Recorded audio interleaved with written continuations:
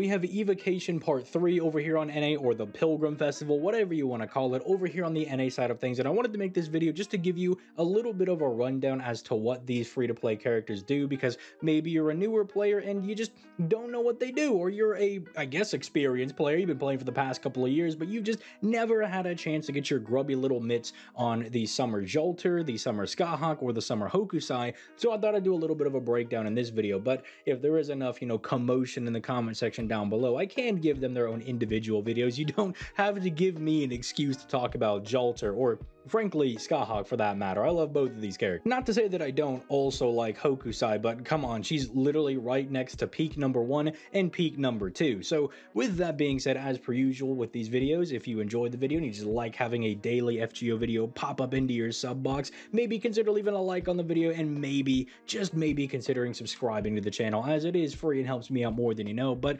enough yapping, enough shilling the channel. Let's start this off by talking about peak number 1, that being Summer Alter. And this character is extremely basic. I mean, it's a single target Buster Berserker that does a lot of damage. Is her kit perfect? I would say no. I really like how her first and second skills are built. The first skill gives her some method of survivability and a little bit of extra NP gain, so if you're doing Brave Chains or you find her arts card, you are able to actually get some nice NP refund going, and the dodge regenerates every single turn for 3 turns. So instead of having like a 1-turn dodge, you get 1 dodge every single turn for 3 turns. And if you are lucky enough to have the Burn Power Mod CE, Honey Lake, if you have that, it's really good for Alter because she can very easily apply burn on enemies because of her second skill, not only giving her an attack buff, but it also gives her an on-attack buff that whenever she attacks, she burns the enemy. So it can be some nice damage over time. Maybe you haven't done, I believe there's one of those advanced quests where the enemies have really high,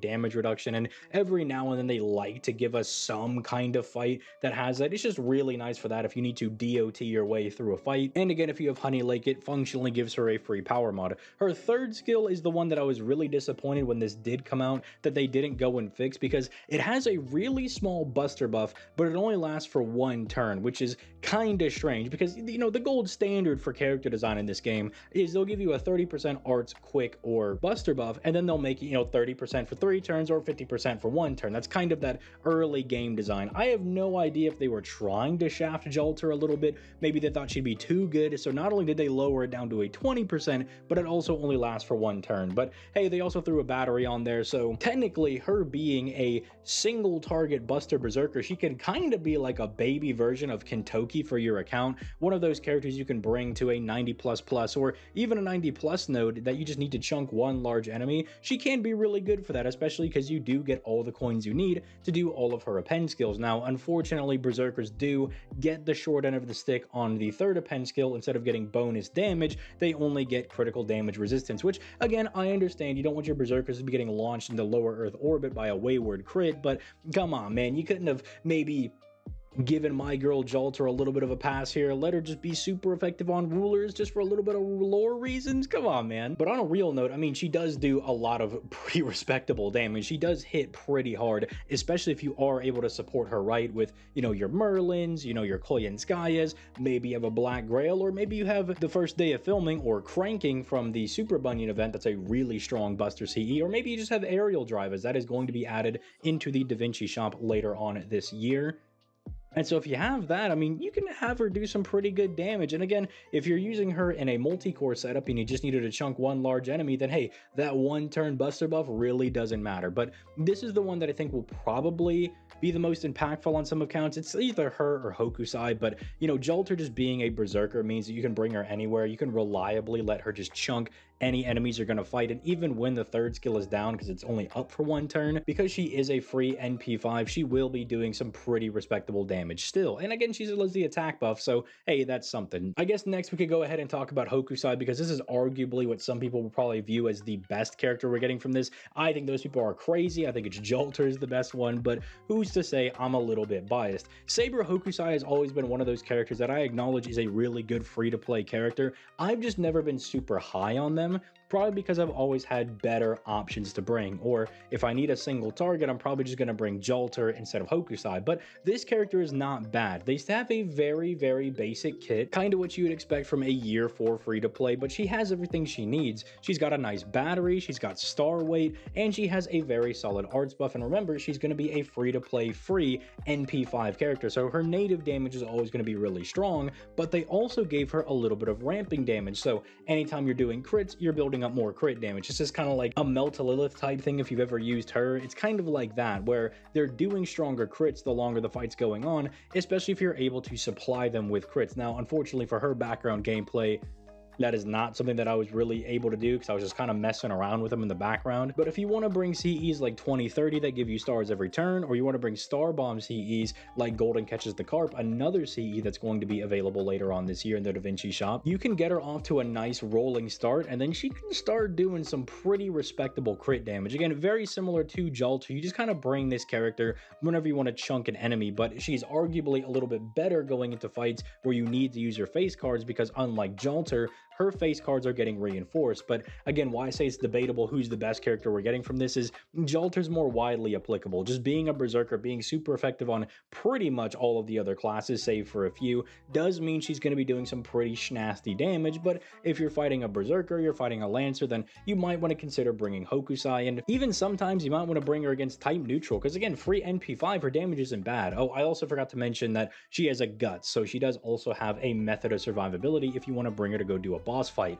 Now, the last one in Summer Scathach is a bit interesting because I really like Summer Scathach. It's one of those characters that I remember playing with way back in the day, and she was able to loop kinda well. I mean, this is pre-Scotty era, so just a character that was able to kinda refund their NP a little bit and dropped a whole bunch of stars. That was really nice, and the taunt mechanic is something that is pretty useful. They did go ahead and give her a battery with this Evocation festival, and they also gave her a power mod against divinity enemies, which is, you know, not a small amount of enemies you're going to be fighting when you look at all the servants and free quest enemies that are included with that. And she's got some nice bells and whistles. You know, she's got Pierce Invul plus a very large quick buff. That's really good. Just unfortunately, if you're looking for a mainstay quick looper, this is somebody that you're probably going to replace fairly quickly, because that quick buff only lasts for 1 turn, and she would very much like to have it up for 3 turns, so her NP gain on those quick cards, especially her NP, is going to be raised to a higher level. Now, you can kind of get by with this with a double ruler Scotty plus normal Scotty setup, and then maybe you're using something like a kaleidoscope, or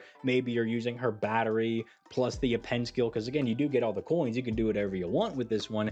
You can kind of get it to work, but it's a little dubious. It's not something that's going to be, you know, your mainstay quick looper. But if you just need somebody to kind of get the job done, she can do that. And if you don't have anybody to take out divine enemies, then, you know, this is just a nice servant to have in your Chaldea. She's just kind of useful to have. But realistically, if you're limited on your evocation leaflets, I would tell you to go Jalter, Hokusai, and then Scathach. And then if you have really strong berserkers on your account, but you don't really have any sabers, then you can go Hokusai and Jalter, and then Scathach. But realistically, Scathach's probably always going to be your last pick. I mean, mind you, you can get all of them. It's just if you're in more dire need for one of these characters, that's kind of the order I would recommend.